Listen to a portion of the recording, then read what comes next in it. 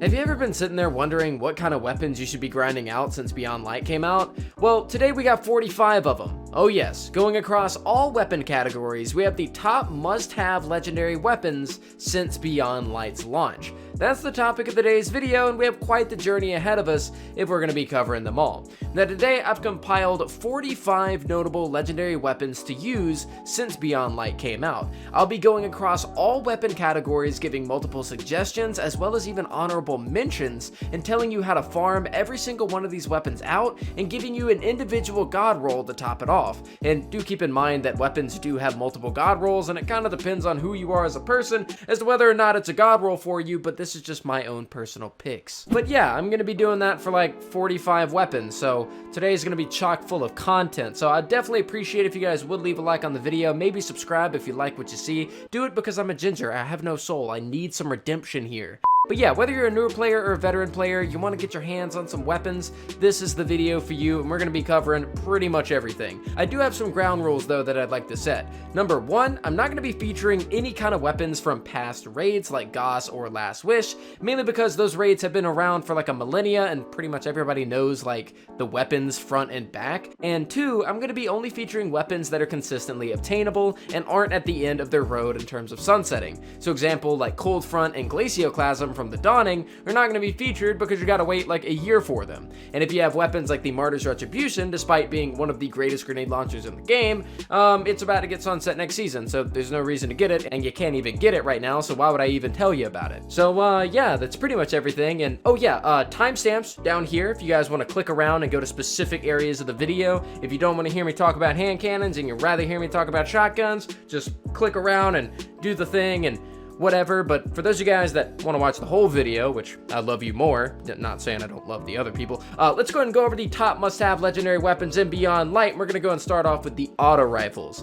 Now with the auto rifles, we have the Arctic Haze, the Gnawing Hunger, the Summoner, and the 7 Seraph Carbine as an honorable mention. Now, starting off with the Arctic Haze, we have a very surprising auto rifle. When this thing first came out, it kind of took me by storm by how much I liked it. You can actually farm it out via Varix on Europa through his actual weapon bounties, and he also has those Empire Hunt bounties as well. But this thing right here is a 720 RPM auto rifle. It comes with some pretty awesome rolls like Appended Mag, Triple Tap, and Thresh, giving you a huge magazine, allowing you to keep shooting over and over and over because of Triple Tap, and Thresh giving you super energy. That's really nice. But where this weapon really shines, and where I really like it in PvE specifically, is that it's only one of 2 auto rifles in the game to actually have the solar element on it. So if you're looking for a really good and a really easy to obtain solar auto rifle, the Arctic Haze is for you. And it's a 720 RPM. I honestly wasn't expecting to like it as much, but it just feels like a really good auto rifle to use in general, and I absolutely love it. It's definitely in my top picks if I'm going for an auto rifle. Now, because I consider that more PvE oriented, let's move on over to PvP with the Gnawing Hunger.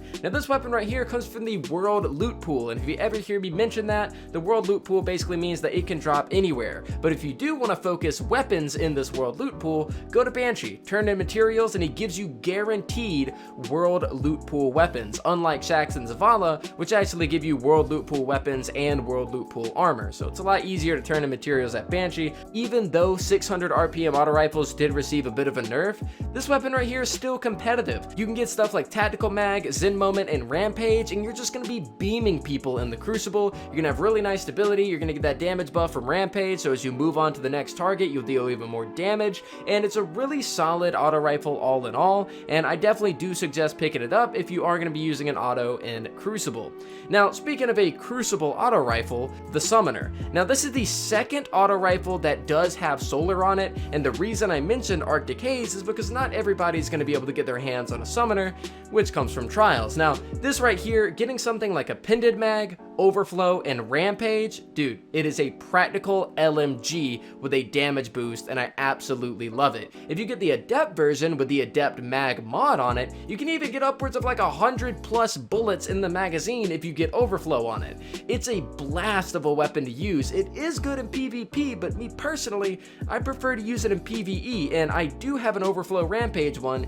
I absolutely love it. It's hard to get me off of this weapon. The Summoner is a really great choice for those of you guys that do do get that specific roll. Now for the honorable mention, we got the 7 Seraph Carbine. Now this of course is on here because the fact that it drops Warmind cells, it comes from the world loot pool as well. Getting something like Appended Mag, 4 times the charm, and Rampage. It has some really decent perks, but honestly, if it did not actually have Warmind cells, I wouldn't use it. It's a kinetic auto rifle, it's pretty decent, the Warmind cells are great, but outside of that, I really wouldn't use it over any other autos. Now moving on over from the autos, we have the Handcannons, the Posterity, the Steady Hand, the Dire Promise, and the 7th Seraph Revolver.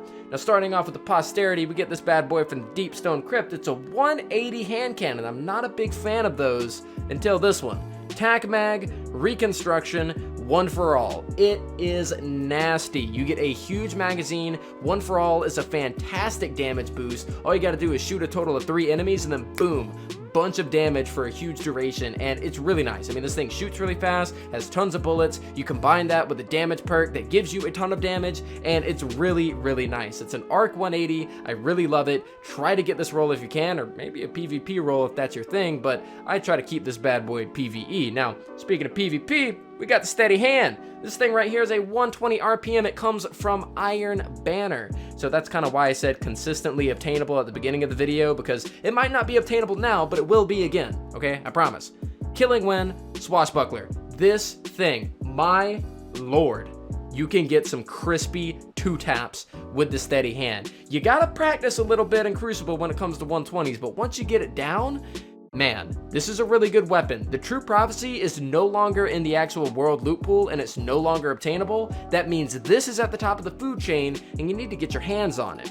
Now moving on from that, we got another PvP revolver, or hand cannon. We got the Dire Promise. World loot pool, so make sure you farm out with Banshee. And opening shot, rangefinder. It's a 140 RPM. It got downgraded from 150 to 140, but it's still nasty. I still see tons of people using it, and yeah, I love the Dire Promise. It's a very good hand cannon overall.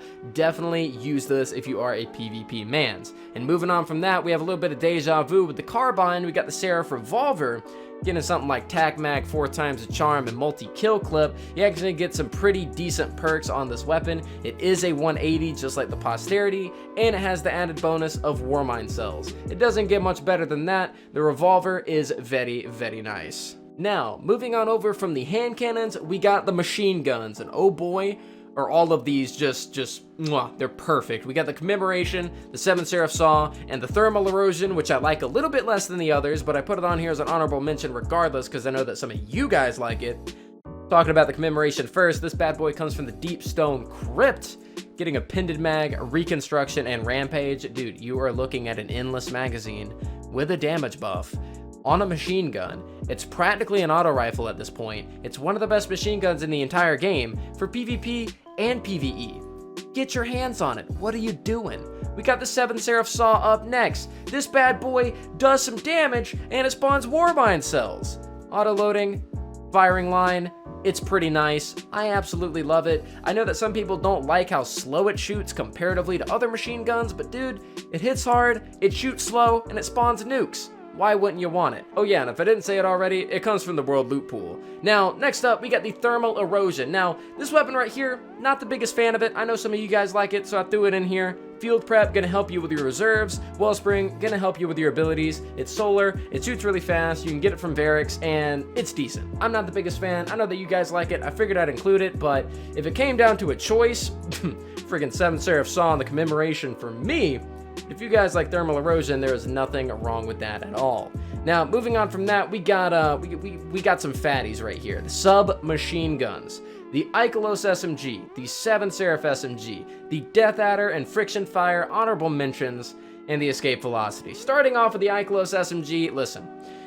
It is one of the best SMGs in the game, just by itself, okay? You get stuff like Tac Mag, Threat Detector, Surrounded.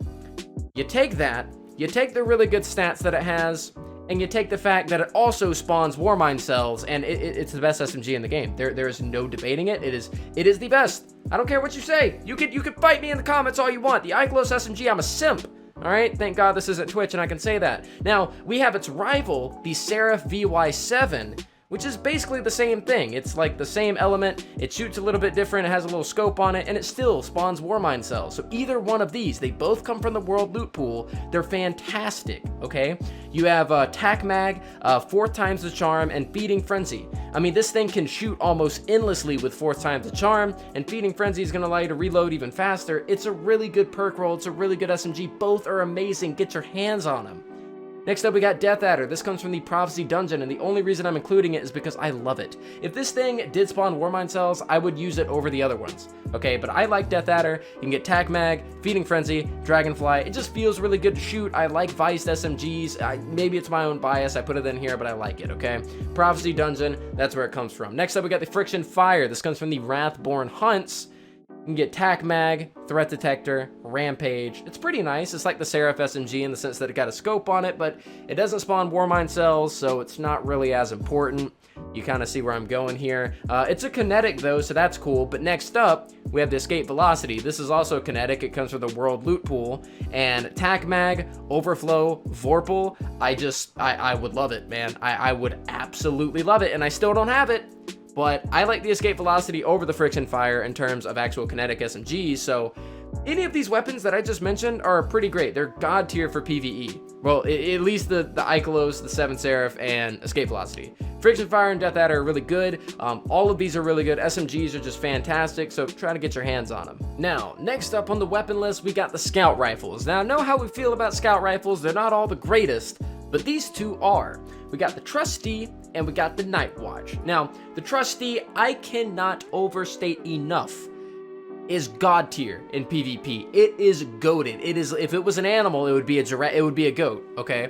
It is great. It is a super fast firing scout rifle. It has built-in full auto, and it pegs heads, or should I use that word? It just gets a lot of kills, okay? It's really, really good. I used it for my first flawless this season in Trials of Osiris. Reconstruction, high impact reserves, I like it. It's great. It's good for PvE because of the element, but mainly, you want to use this bad boy in PvP. The weapon comes from the Deepstone Crypt, so get your hands on it.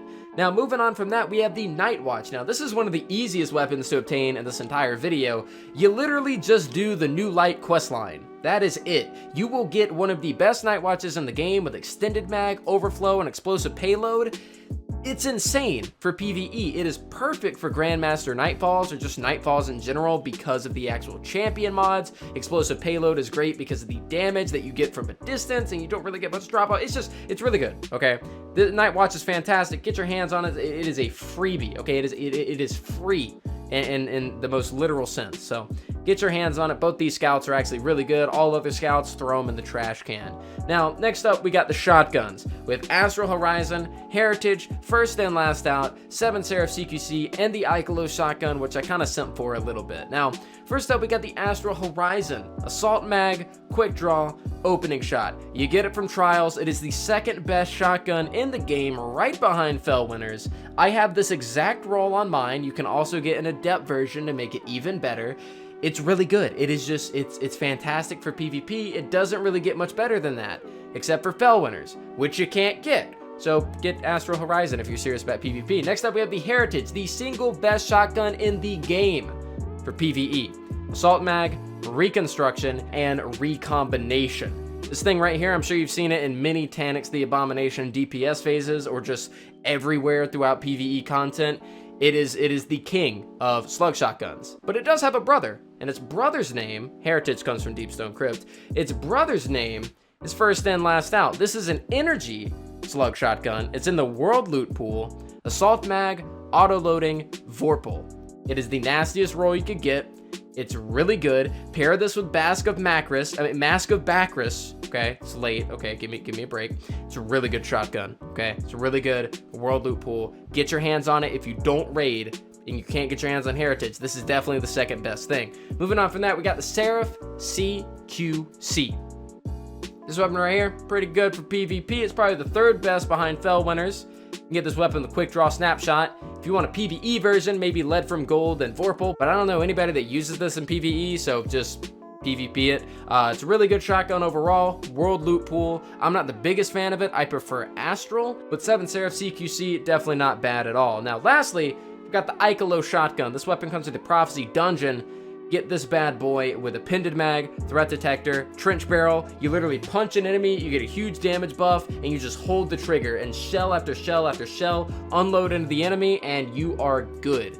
You deal a ton of damage with this weapon. I really like it. You can get it from the Prophecy Dungeon. Try to get your hands on it. It's pretty fun to use. Now, moving on from there, we have the grenade launchers, the Truth Teller, the Deafening Whisper, and the Blast Bateau, or something like that. First up, we got the Truth Teller. This weapon right here is a very, very nasty blinding nade grenade launcher. Goes in your special slot, is from the World Loot Pool.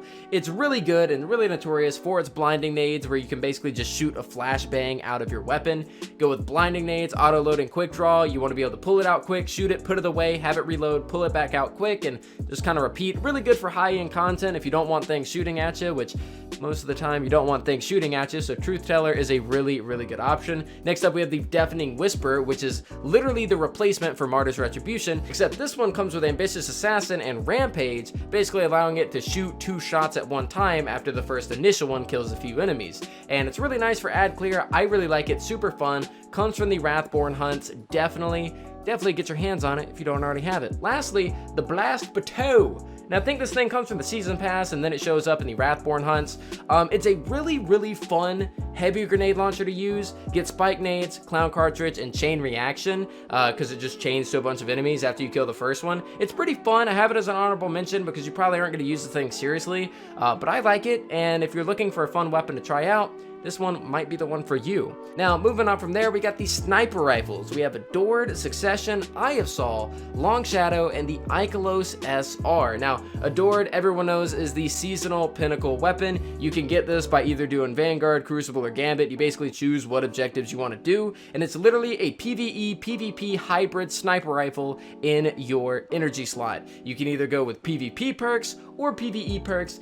Everyone should have this sniper. If you don't, what are you doing? Wake up.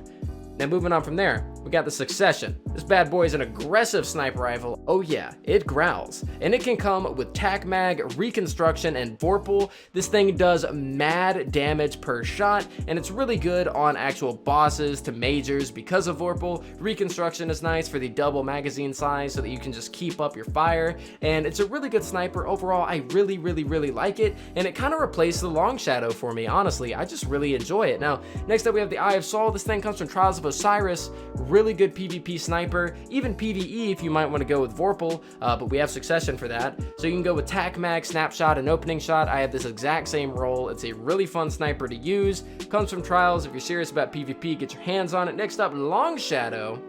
We got the likes of stuff like Appended Mag, Field Prep, and Triple Tap. This is basically going to be your source of sustained DPS. You could even go with Drop Mag if you wanted to. And then we also have the Ikelos Sniper Rifle, which has the Tac Mag, Triple Tap, and High Impact Reserves. And unlike the Long Shadow, this one is an energy weapon. And I like it a lot. High Impact Reserves is really nice as well for the added damage on, the end of your magazine. And all these snipers, honestly, are really just really, really good. I enjoy them all, and try to get your hands on the PvE ones at least. Adored is definitely a freebie, so try to get your hands on Succession or something. Moving on from there, we have the Sidearms, the High Albedo, The Last Dance, and the Seraph Sidearm. Now, the High Albedo, it comes from Varix on Europa, of course, via his weapon bounties and such, and this weapon took the freaking community by storm, man. It's insane. It's the first 3-burst kinetic weapon, as a sidearm, of course. Getting this thing with Tac Mag, Ambitious Assassin, and High Impact Reserves, woo!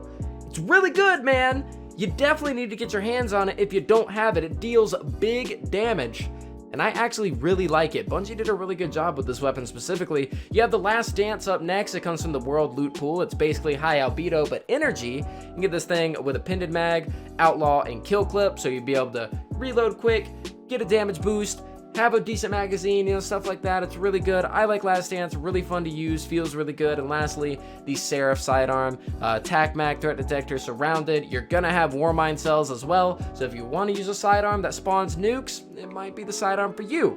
Next up, we have the Pulse Rifles.